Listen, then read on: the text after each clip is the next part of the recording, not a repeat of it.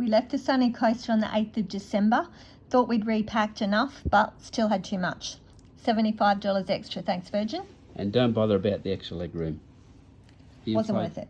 Yeah, the in-flight entertainment was boring too. We'll be landing soon, so the seatbelt sign is now on. It's time to return to your seat. Here we are, breaking through the clouds, and there are the mountains.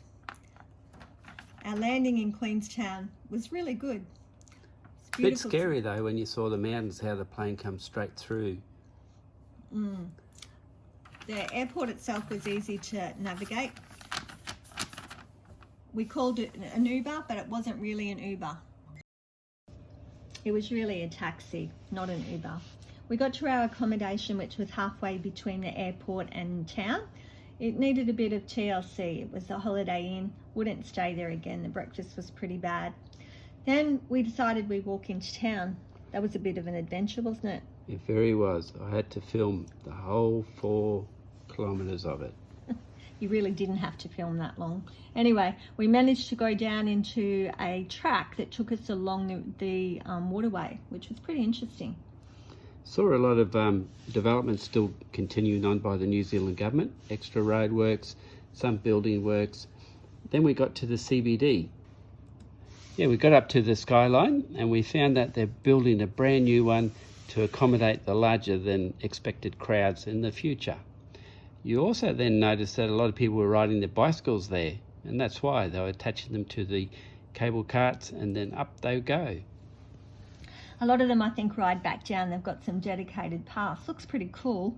I wouldn't do it, but we're not bike riders, so. So while we're at the summit there, we noticed there was another little cart going up, and they were the ones that were doing the tobogganing down the slope at the very top. There were also some like skydivers that were jumping off the side of the cliff. Gave me a little bit of a heart attack, especially seeing the kids. There were two little ones that jumped off. They were with like instructors, but I still can't imagine why they would be doing it. Yeah, so it's a very interesting concept. Paragliding is what they call it, and they land at a park down at the bottom. Then we noticed all the mountain bike riders were all lined up ready to go to the cafe, and that's the outlook that you get from that cafe. When we got to the bottom, we wanted to get some food. The fur burgers are really popular, so we got some of that. That was good, and they've also got a bakery next door.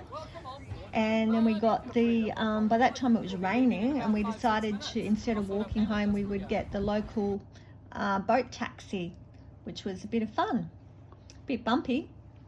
It was a very rough afternoon that day.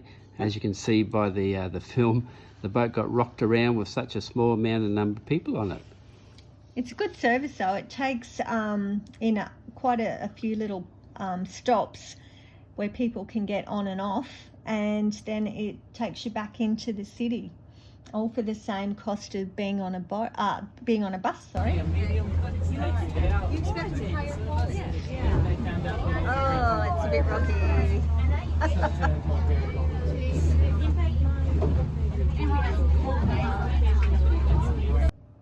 Then we finished our stay at Queenstown, so we got a rental car.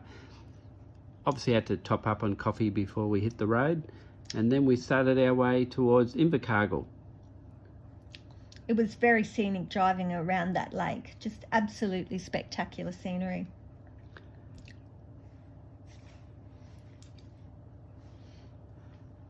Once you get past the lake, you then finally find there's all the sheep. And Lots of sheep. Lots of sheep, all different types of sheep.